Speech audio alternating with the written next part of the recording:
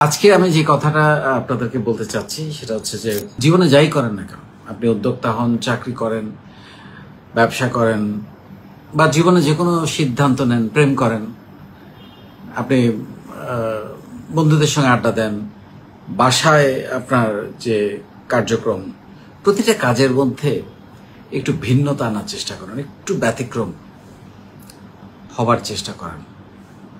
গতানুগতিক বোরিং, মানে এটা কেউ দেখতে চায় না, শুনতে চায় না। একটু ব্যতিক্রম, একটু ভিন্নতা। এবং ব্যতিক্রম মানে হচ্ছে যে আপনি উদ্ভট একটা পোশাক পরলেন, এটাকে ব্যতিক্রম বলে না।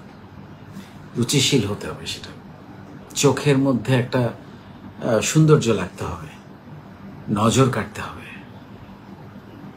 সেরকম কিছু করেন।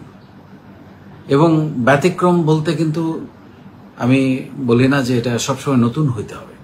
পুরনো জিনিস ভিন্নভাবে উপস্থাপন করেও ব্যতিক্রম করা যায়।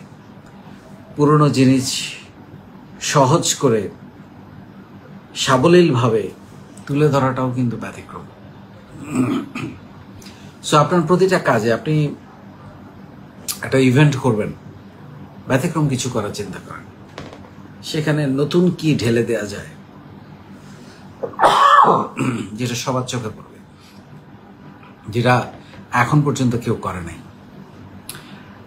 আপনি দেখবেন কারো কারো বাসায় গেলে মানে খাবারটা যতটা না মজা হয়েছে, পরিবেশনটা অনেক সুন্দর, সুন্দর করে সাজিয়ে গুছিয়ে টেবিলে খাবারগুলো দেয় বা আন্তরিকতার সঙ্গে দেয়।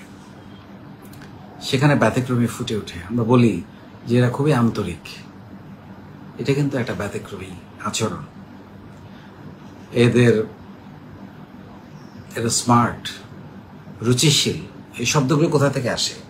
কারণ তারা সেই কাজগুলো করেছে। তারপরে আপনি ধরেন কারো কারো বাসায় গেলে দেখবেন সাদামাটা বাসা, খুবই সিম্পল ফার্নিচার, কিন্তু খুবই পরিপাটি, ক্লিন, পরিষ্কার, ধবধবে, রুচির পরিচয় পাওয়া যায়। সো প্রতিটা কাজে মানে ব্যতিক্রম হওয়ার জন্য বা ব্যতিক্রমীভাবে সাজানোর জন্য রিচ হওয়ার কোনো প্রয়োজন নাই, বড়লোক হওয়ার কোনো, অনেক টাকা পয়সার কোনো প্রয়োজন নেই।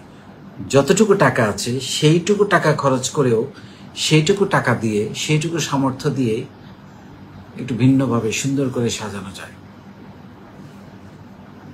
উদ্যোগটাকে সাজানো যায়, জীবনটাকেও সাজানো যায়। সেভাবে চিন্তা করেন। সবাই যা করছে করেন, একটু কিছু নিজস্বতা ঢালেন। আপনার এটা যে আপনি, এটা যে আপনার মাধ্যমেই হয়েছে সেটা যেন বোঝা যায়। এটা আপনার রুচির মধ্যে। এবং এইটার জন্য কিন্তু একটু মেধা খাটাতে হয়, চিন্তা করতে হয়, সময় নিতে হয়, রিসার্চ করতে হয়, লেখাপড়া করতে হয়। তবে আপনি কিন্তু ব্যতিক্রমী কিছু খুঁজে পাবেন।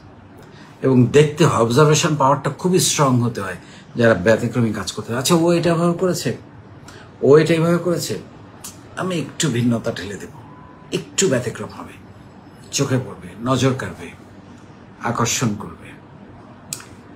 এবং এটা মার্কেটিংয়ে কিন্তু দারুণ কাজে লাগে, সেলসে ভীষণভাবে কাজে লাগে। এটা জীবনটাকে সুন্দর করতে অনেক বেশি কাজে লাগে, এক্সাইটিং করতে অনেক বেশি কাজে লাগে। বোরিং লাইফ, একই রকম, একই খাবার। দেখবেন অনেক আমাদের মেয়েরা আছে একই খাবার নানানভাবে রান্না করতে পারে, ব্যতিক্রমী। একই খাবার, একই সবজি বা একই মাছ বা একই মাংস বা একই ডিম, ভিন্নভাবে, তাই না?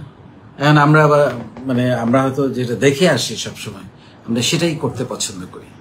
ডেফিনেটলি সেটা নেবেন, সাথে একটু যোগ করবেন, সামান্য কিছু টেস্ট বাড়িয়ে দেবেন, সামান্য কিছু রুচির ছাপ তৈরি করবেন।